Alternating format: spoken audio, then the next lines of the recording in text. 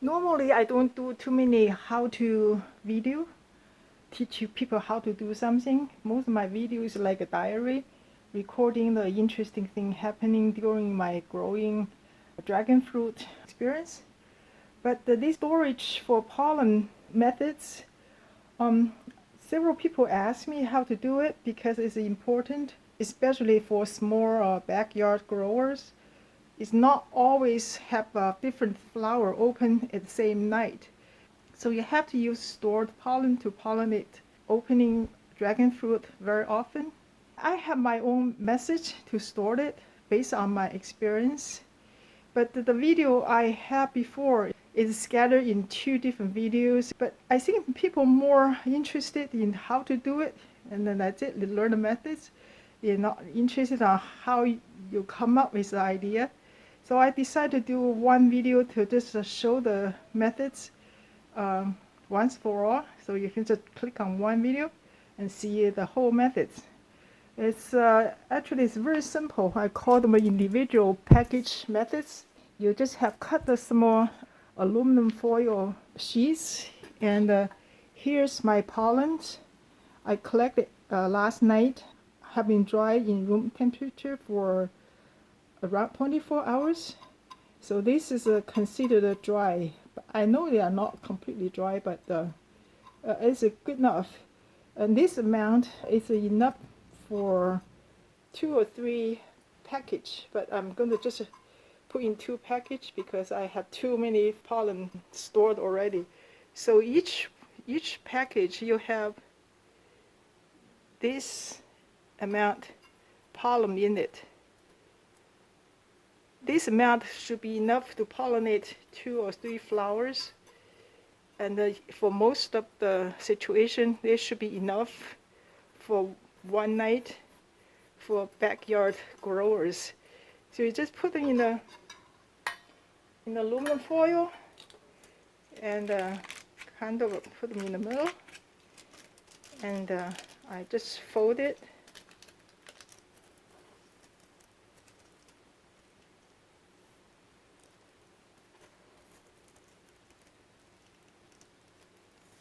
That's one, and just do it like this, like this.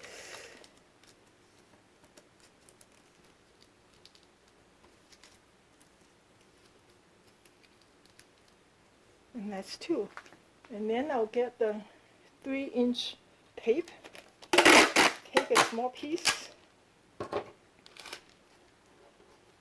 and put the pollen on one side, and put a little label you set on the end, and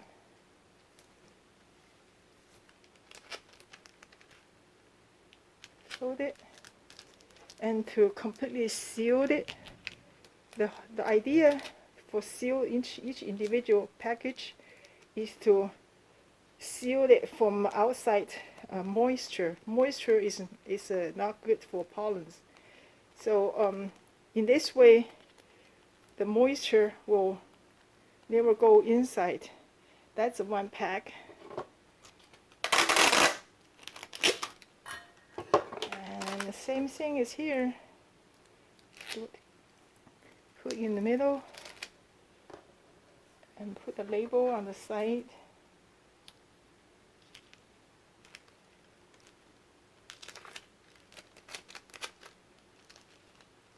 And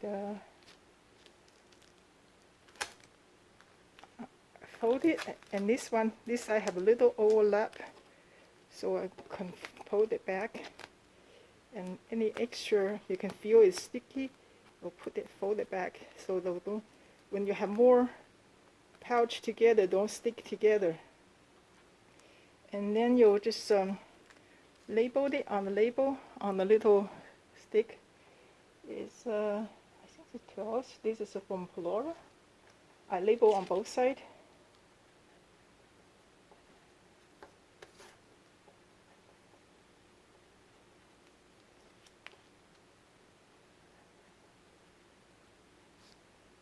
And you'll find, look, I always use this like a car holder.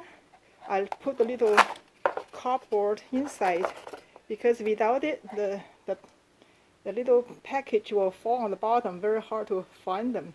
When you put them here, you put the package on top, so now you can see all the labels are sticking out.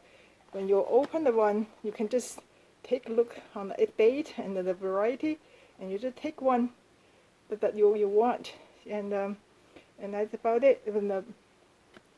So you take the whole thing, drop in the freezer. The deeper the better. And when the time you need to use them, don't take the things out of the freezer. Keep this thing in the freezer all the time. You just open the door and pick the one you want. You don't want to have the same variety. You want the variety is different from the flower you're going to pollinate. And take one out and leave this one in the freezer. Keep this one in room temperature for 5 or 10 minutes, maybe less than that, when they warm to room temperature.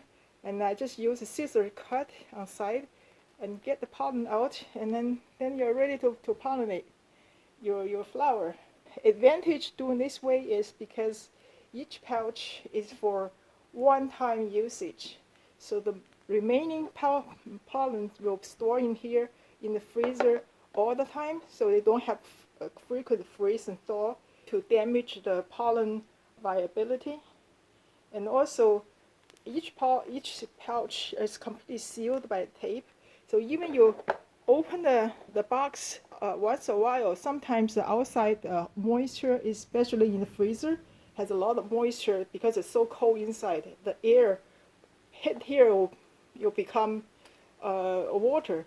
But each pouch is completely sealed, so the moisture cannot go inside the pollen. So it will keep the pollen viable for a longer time.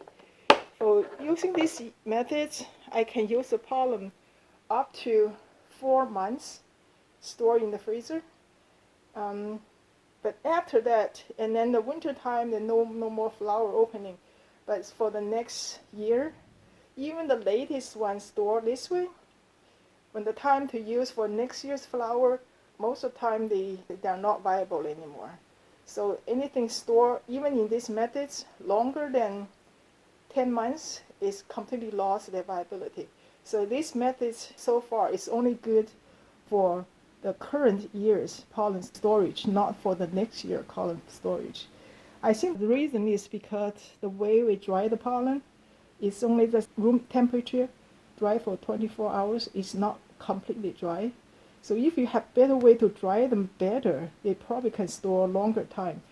But for people not in the laboratory, they don't have any better wet method to dry the pollen. So this is one I think is the best so far to at least store the pollen to use in the same year.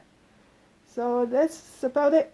That's the whole methods I come up with to store the pollen. And if you want to know details how I come up with these ideas, I'll put the 2 videos link in the end of this video. So you can take a look why and how I come up with these methods. And that's about it. Thank you for watching.